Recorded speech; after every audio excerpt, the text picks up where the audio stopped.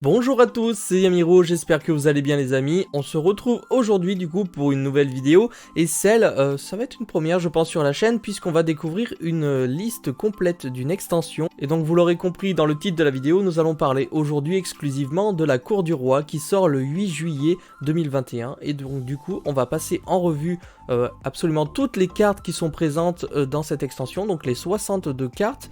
Et puis évidemment on va regarder, puis je vais vous donner mon analyse de cette extension et évidemment si elle vaut le coup ou non et si elle concerne plus les joueurs fun ou les joueurs méta. Avant de commencer, je vous laisse vous abonner et liker cette vidéo, ça me ferait plaisir, voilà. Et nous on est parti directement pour aller checker ce petit listing. Du coup, nous voici sur la base de données, en fait, tout simplement, et on va commencer. Donc, il faut savoir que les 25 premières cartes seront des nouveautés. Donc, il y a un peu d'import OCG, il me semble, mais globalement, voilà, ce sera 25 nouvelles cartes qui vont arriver en TCG. On va commencer avec Alakan, le Triomphe Harlequin. Donc, c'est une excellente carte qui dit que si cette carte est dans votre main ou cimetière, on peut envoyer un chevalier de la reine, du roi et du valet, donc les trois depuis notre main ou zone monstre, pour invoquer spé en fait tout simplement ce monstre là. Donc en fait on va envoyer les trois matériels au cimetière et cette carte gagne 500 points d'attaque fois la somme du nombre de cartes dans la main de chaque joueur. Et on peut défausser une carte pour détruire toutes les cartes face recto contrôlées par notre adversaire du même type que la carte qu'on a défaussée. Donc si on défausse une magie, on détruit toutes ces magies, et, etc. avec les pièges et les monstres. Deuxième monstre dans cette extension qui sera très important, ce sera le chevalier du Harlequin qui va se servir également du chevalier de la reine, du roi et du valet. Mais là en fait on va choisir parmi l'un des trois à envoyer du deck au cimetière. Voilà, donc on va foolish pour l'invoquer spé depuis notre main, et si on fait le nom de notre monstre qu'on a invoqué spé devient le nom exact de la carte qu'on a foolish. Donc si on a foolish le chevalier du roi, et bien notre nom deviendra le chevalier du roi, ce qui va nous servir potentiellement à faire des fusions derrière. Et si cette carte est dans notre cimetière, on peut cibler un autre monstre lumière guerrier dans notre cimetière, on le mélange dans le deck et si vous le faites, on ajoute cette carte à notre main du cimetière. Donc c'est plutôt classe, ça permet de recycler énormément de choses. Dans la même logique, et ce sera la carte qui va tuto en fait tout simplement les chevaliers, donc c'est gardes impériaux. Donc là en gros si on ne contrôle aucun monstre, aucun autre monstre, on peut sacrifier cette carte. Prenez deux monstres différents depuis notre deck parmi chevalier, reine, roi et du valet, et on les ajoute à notre main, ou soit invoquer spécialement chaque monstre. Donc là c'est encore, on va soit tuto, soit spé du deck. Bon ça prend H, mais au moins ça permet vraiment d'avoir les chevaliers directement soit sur le terrain, soit dans la main.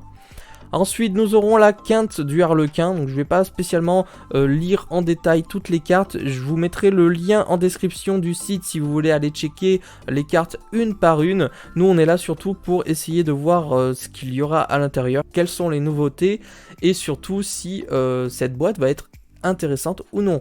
Donc là, quinte du Harlequin, toujours dans l'état d'esprit avec les chevaliers, c'est le support. Fusion de figures. Donc il faut savoir d'abord que cette engine chevalier du Harlequin, tout ça, chevalier du valet, est considéré un petit peu comme dit le support du égyptien, puisqu'en fait ça va vraiment amener à invoquer Slifer. Il y a des cartes spécifiques pour ça. Voilà, donc on aura la fusion de figures qui sera également là pour aller chercher des monstres guerriers. Nous aurons l'invocation à la vitesse de l'éclair qui est assez sympathique, qui sera aussi nominatif avec les chevaliers du roi, etc. On aura la carte piège, remplacement du Harlequin, donc encore une fois qui va nous permettre de recycler le deck avec nos chevaliers. Cours des cartes qui sera exactement la même chose avec plus ou moins des effets différents. Voilà, donc si on ne contrôle aucun monstre ou si on contrôle uniquement des chevaliers, vous pouvez invoquer spécialement un chevalier de la reine, du roi, du valet depuis notre main. Donc voilà, encore une fois ça permet de faire pas mal de petites choses et on pourra bannir max un des chevaliers dans leur nom depuis notre main au cimetière, piocher le même nombre de cartes que vous avez bannies. Donc ça permet encore une fois si on est un petit peu en danger, que les cartes ne nous servent pas dans le cimetière, d'aller les bannir pour piocher, donc, et puis recycler notre main et faire d'autres moves derrière. On passe ensuite plus ou moins au support Yugi, ce que je vais appeler le support Yugi, parce que c'est induction magnétique. Induction magnétique, en gros, il dit que si on contrôle un monstre guerrier magnétique dont le niveau d'origine est max 4, invoquer spécialement un monstre guerrier magnétique. Alors il faut savoir que ces cartes-là peuvent se combiner avec les chevaliers harlequins, évidemment, puisque le but du deck sera de faire une sorte de deck Yugi avec les chevaliers, les magnétiques, parce que ça va se spé, parce qu'on va pouvoir jouer Slifer autour de tout ça, et ça peut être assez sympathique. Nous aurons une carte pour moi qui sera dédiée surtout pour Kaiba, avec le Hyper Canon XYZ, donc il sera pour Kaiba, mais il peut être aussi pour Chad, hein, pour ceux qui connaissent le deck de ce personnage. Donc là c'est, vous devez contrôler le Canon Dragon XYZ ou un monstre fusion qui liste Canon Dragon XYZ comme matériel pour activer l'effet de cette carte. L'effet de cette carte dépend du tour du joueur. Notre tour, on peut cibler un de nos monstres union bannis, placez-le au-dessous du deck et si vous faites piocher une carte. Donc ça permet aussi de draw 1. Le tour de notre adversaire, on peut défausser un nombre de notre choix de cartes, puis cibler le même nombre de cartes contrôlées par notre adversaire et les détruire. Donc évidemment, ça a quand même un gros coup. Si ça passe pas ou si c'est pas assez intéressant, ça peut faire très mal. Il faut avoir des cartes en main pour activer ce genre d'effet. Ensuite, on aura plus ou moins les monstres qui seront en support dit pour dieu égyptien avec l'idole aux yeux d'or qui est un clin d'œil pour les monstres de Pegasus avec les yeux, les 1000 yeux, tout ça. Donc c'est plutôt cool. On aura Zolga le prophète qui est plus, Zolga je pense c'est plus une carte de Shizu si je dis pas de bêtises. Donc là ce sera un nouveau monstre. Dans le même état d'esprit, ce sera surtout à inclure dans les decks concernant les dieux égyptiens je pense. Et voilà, ça aura un effet assez particulier, mais c'est pas la carte la plus ouf vraiment de cette extension. On passe vraiment à autre chose avec enfin le numéro F0 Futur Draco Utopique qui n'existait toujours pas. Je crois qu'il existait en OCG et qui a été importé enfin en TCG dans cette boîte. Personnellement, je pense qu'il sera présent en ultra rare et pourquoi pas en collector rare d'ailleurs celui-ci, puisque c'est vraiment quelque chose d'assez incroyable. Il a tout un système d'invocation assez particulier. Surtout au niveau de son effet, il dit qu'il est non destructible ni au combat ni par des effets de cartes. Et une fois par tour, lorsque notre adversaire active un effet de monstre, effet rapide, on peut détacher un matériel de cette carte. Et là c'est vraiment ouf, on annule l'activation et si le monstre est sur le terrain, on en gagne le contrôle. Donc c'est quand même assez ouf. Donc évidemment, si le mec il utilise une hand trap ou autre, on va juste l'annuler. Mais si c'est vraiment un effet de monstre sur le terrain, on en prend possession, c'est quand même assez ouf. Et derrière, surtout si c'est notre tour, c'est incroyable. Ensuite, nous aurons Guilty Gearfried, le chevalier d'acier magique, qui est là un clin d'œil pour Joey. Et donc, en fait, il faudra juste 2 monstres guerriers d'attributs différents. Je vais essayer quand même de passer en revue plus ou moins les nouvelles cartes. Et puis, on passera plus rapidement sur les rééditions, puisqu'on les connaît déjà.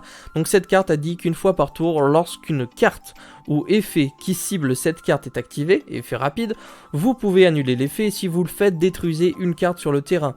Donc c'est quand même assez ouf et ça me fait vachement penser un petit peu à Dragoon. Si cette carte a été invoquée par fusion en utilisant uniquement des monstres sur le terrain comme matériel, elle peut faire une seconde attaque durant chaque battle phase, une fois par tour. Si cette carte combat un monstre de l'adversaire durant le calcul des dommages, effet rapide, vous pouvez bannir une magie depuis votre cimetière jusqu'à la fin de ce tour. Cette carte gagne une attaque égale à la moitié de sa défense actuelle. Donc voilà, autant vous dire que pour l'instant, c'est un monstre guerrier niveau 8 fusion qui a 2500 points d'attaque et 1600 points de défense. On aura la fille de cristal, donc si cette carte est invoquée normalement ou spécialement, vous pouvez activer cet effet durant la end phase de ce tour. Ajouter un monstre haut de minimum niveau 5 depuis votre deck à votre main.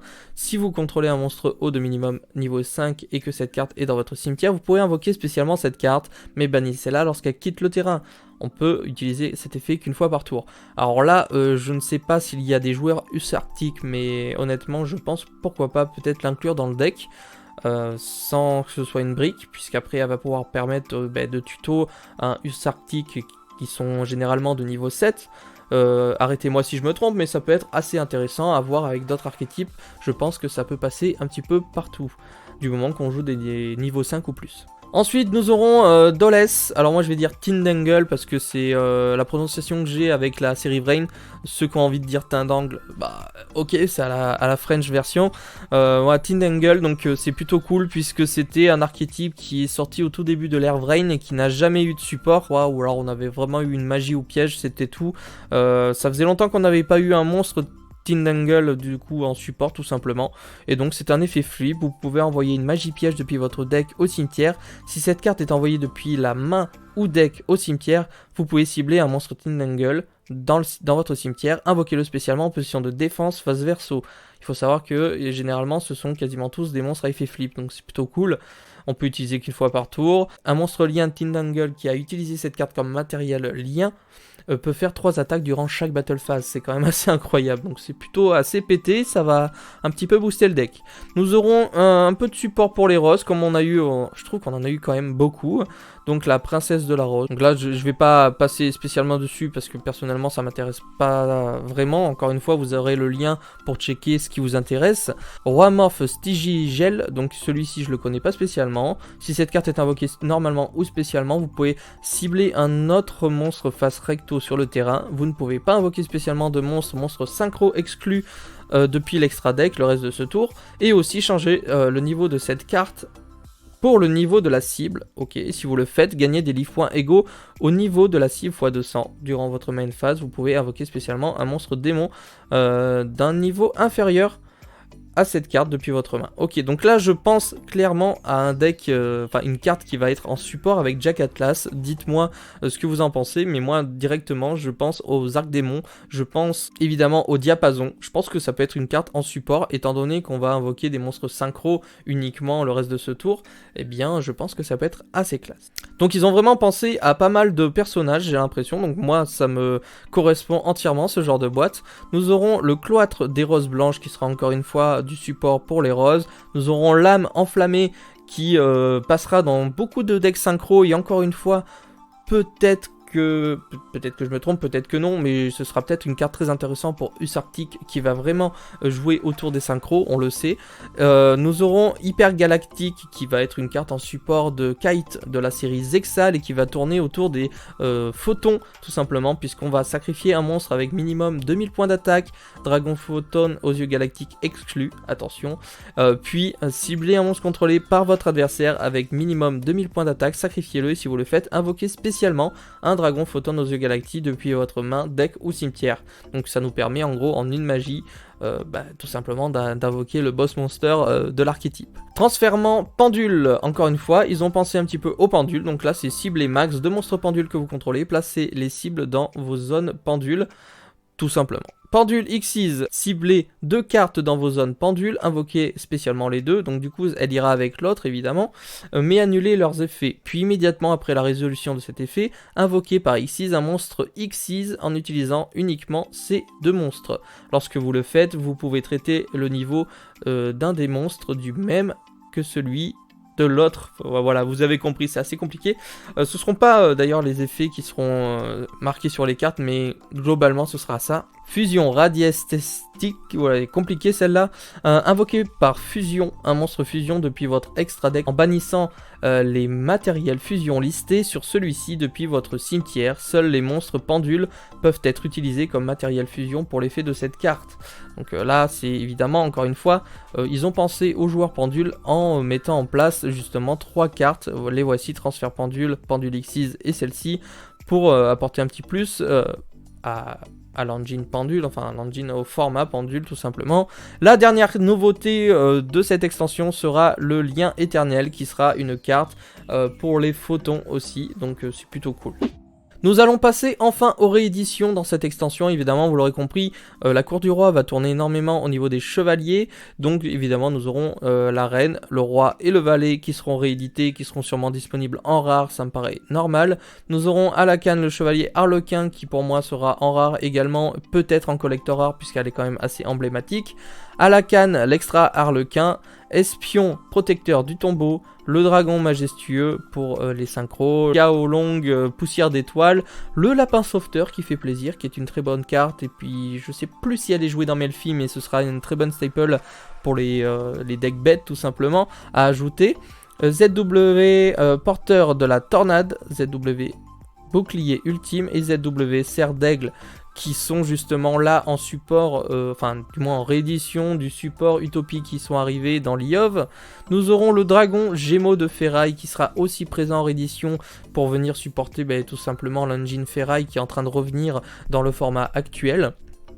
Nous aurons Château dans le ciel, Baxia Éclat du Yangzing et Xiaofeng Fantôme du Yangzing, qui sont deux excellentes synchros qui vont faire vraiment plaisir à beaucoup d'entre vous, puisque je sais que c'est deux monstres synchros qui ont été énormément appréciés.